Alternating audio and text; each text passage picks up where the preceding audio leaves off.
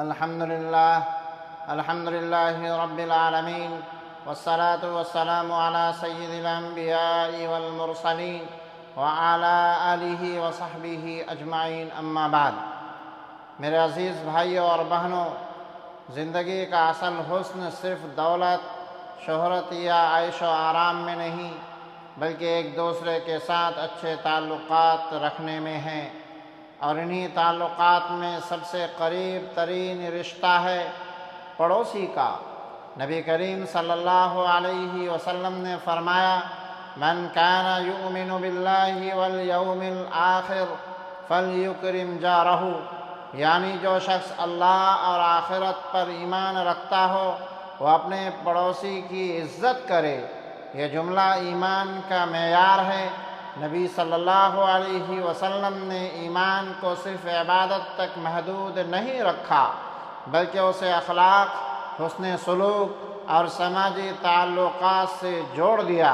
ذرا سوچئے، ہمارے گھر کے دائیں بائیں، سامنے اور پیچھے جو لوگ رہتے ہیں، کیا ہم ان سے واقف ہیں؟ کیا ہمیں ان کے حالات معلوم ہیں؟ اسلام ہمیں سکھاتا ہے کہ پڑوسی کا خیال رکھنا ایمان کا حصہ ہے۔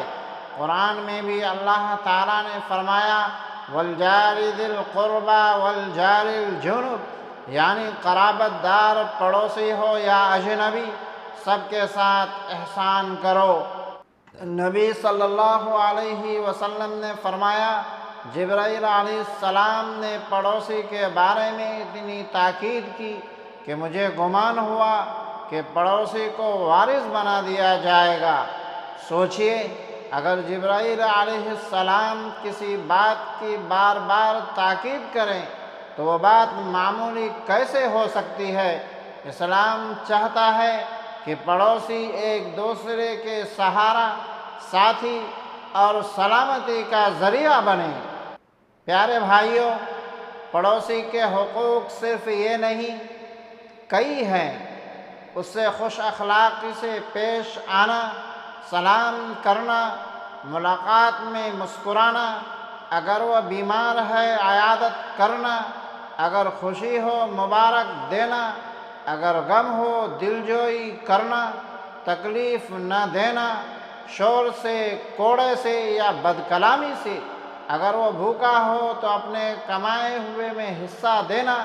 نبی کریم صلی اللہ علیہ وسلم نے فرمایا، اللہ کی قسم، وہ شخص مومن نہیں جس کا پڑوسی اس کی ایذا سے محفوظ نہ ہو۔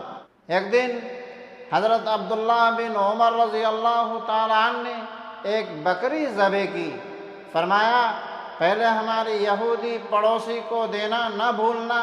لوگوں نے کہا، یہودی؟ تو ابن عمر نے کہا، میں نے رسول اللہ صلی اللہ علیہ وسلم کو فرماتے ہوئے سنا ہے کہ جبرائیل علیہ السلام پڑوسی کے بارے میں اتنی تاکید کرتے کہ میں سمجھا پڑوسی کو وارث بنا دیا جائے گا۔ یہ ہے اسلام کی اوسط۔ یہ صرف مسلمانوں کا دین نہیں بلکہ انسانیت کا دین ہے۔